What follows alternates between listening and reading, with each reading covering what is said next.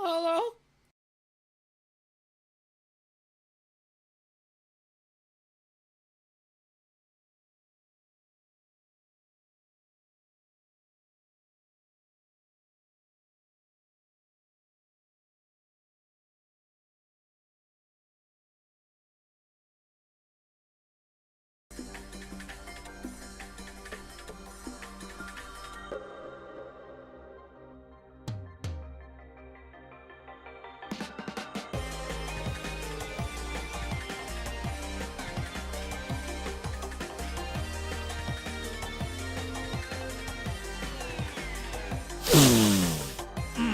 Don't you love the smell of peaking audio and incredible scuff at 12:15 GMT plus 8?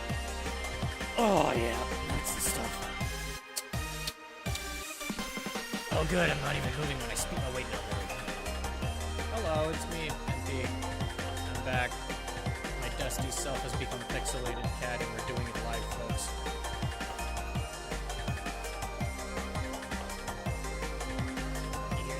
Sound of the echoing silence while I try to remember what the hell it's like to stream.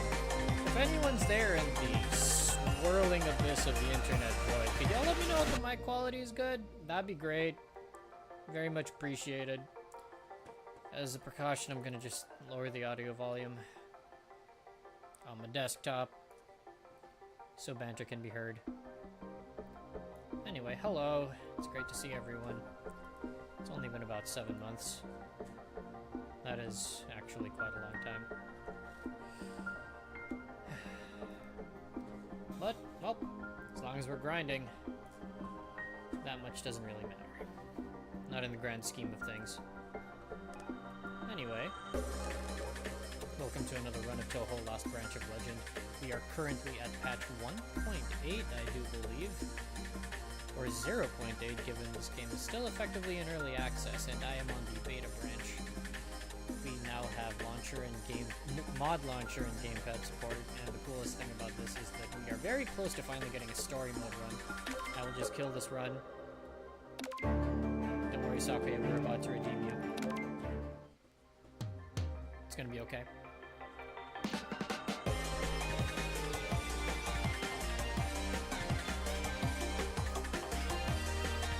Anyway, for those of you unfamiliar with the whole roguelike genre, basically, this is turn-based. This is a role-playing game. This involves decks of cards. I freaking love cards. These are all cards that are unique to this lady over here who happens to have a maid headdress but not a hat. Touhou is a game about girls in nice hats who shoot bullets while simultaneously altering the fabric of time and space, but not in a horribly dangerous way, because the lore of Touhou dictates that every single person here is basically a walking apocalypse and is, at minimum, street or city tier if we're going by new Gen Z slander terms. But since we can't have the entirety of Gensokyo, the world we're living in, be absolutely destroyed every time someone's got beef with another person, this lady over here with the big ribbons and the sleeveless shrine maiden getup decided to go like, hey, let's just shoot bullets at each other, quote unquote. And thus, the spell card system and shenanigans were born, and people now resolve the incident with that, instead of decidedly nuking the phantasmagorical world that they live in. And that's about it for the spark notes here. Regarding the prologue of this game, basically, in a very large bamboo forest, if you are familiar with the tale of the bamboo cutter, long black-haired girl, that's our princess. This long white-haired girl over here, that's the person who chugged the elixir of immortality and is also cursed with being immortal. Also, this is a bird. White-haired lady is a bird. So, black-haired princess is perpetually bored and is an actual gamer girl in lore and decides to hold an exhibit holding thing with pretty much all of this stuff that they could possibly take home. The story mode isn't that engaging yet. Also, for some reason, this tiny vampire person who claims to be the ancestor of Vlad Tepes really likes the spacesuit, which may or may not have been used in a previous Touhou game. I freaking love this franchise. This one is the maid of this vampire girl, by the way. Also, for whatever reason, the jeweled Horai branch has disappeared. And everyone is now trying to find everything in it. Thus ends my other poorly presented Spark notes.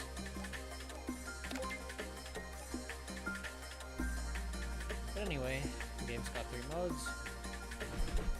Well, 4. Easy, normal, hard, and lunatic. And you have requests which you can turn on to make the game even worse. Since I have played this game for upwards of 100 hours, we are going to just handle it on lunatic mode because this is my way of practicing for other random ass shenanigans. For those who played Slay the Spire or frickin' Electro, I guess is a recent roguelike card game. The game pretty much plays like these, but with the addition of Magic the Gathering's mana system.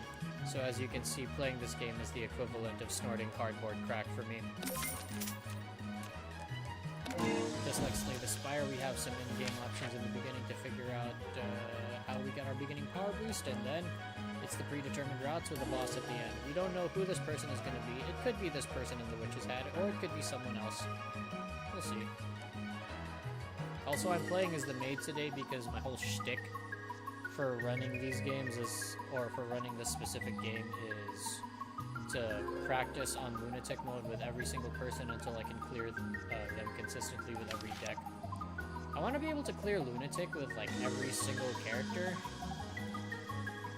and then start working towards the requests one by one.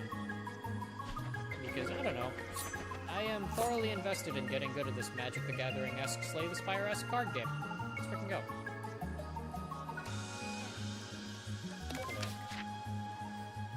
Normally what I like to do is either run for the first upgrade or go for the shop for people who have high starting money. Gold over here, gold icon over here is money. But the reason I don't go for the elite enemies right off the bat is because very few starting characters have their decks at a high enough power level to be able to sustainably nuke the elites without endangering them. I normally go for upgrades because I really like upgrading where is it? I really like upgrading this card first. Right over here. Every card is an upgraded form, well, almost every card. Also, every card has flavor text, which is very, very good for Touhou lore.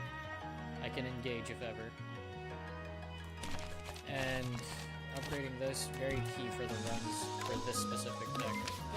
Maybe we'll try our luck with the shop this time because Sakuya starts off with a good amount of money. 200-ish is a really good place to start for her. Because upgrades and card removal are about 50 a pop. Oh, ignore that. Just closing random ass other tabs that are here so that my CPU doesn't set itself ablaze. I sure love having those notifications up on my desktop audio. Woo! Because of course I'm not going to have just game audio. What am I, a responsible human being? Okay.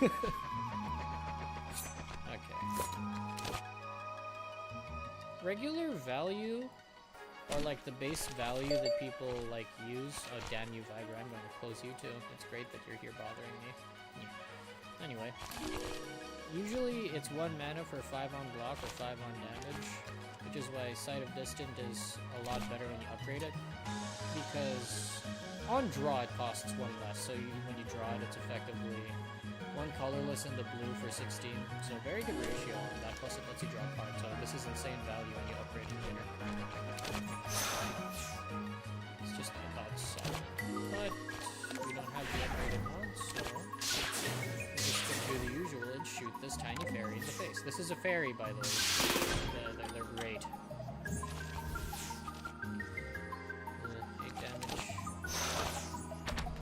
One of the both nice and not so nice things about this game is how the opening levels are kind of just like chess openings. They're very cut and dry. And that they're pretty much always, well, at least the first level is always the same, fighting this fairy in the beginning and making sure you don't get your HP reduced too much. Yep. Oh discarding HP, actually. There are a plethora of other ways to heal. The math is mathing correctly. But you don't really have access to those right now. They're kind of limited. I like this card, Pagoda's Glare. It has 2 art styles. This one and that one. Some cards have different art styles. Upgrading is really good, and according to other people who have played, like, Slay the Spire and other games, this game is especially generous with its upgrades. I've also heard that there's a playstyle here where you can aggressively exile your cards. Alright, already taking Pagoda's Glare is very, very good for us here. Because we have the Kedamas. These are called Kedamas. They are... I forget what the actual yokai lore for them is, but they're basically tiny puffballs. Oh right, also our mana doesn't carry over when we like this. Anyway, it's a good thing we have AoE damage. Nice, and we got the upgrade on the card that we needed most, actually. Good. Second stage cast without a shoe. Very nice.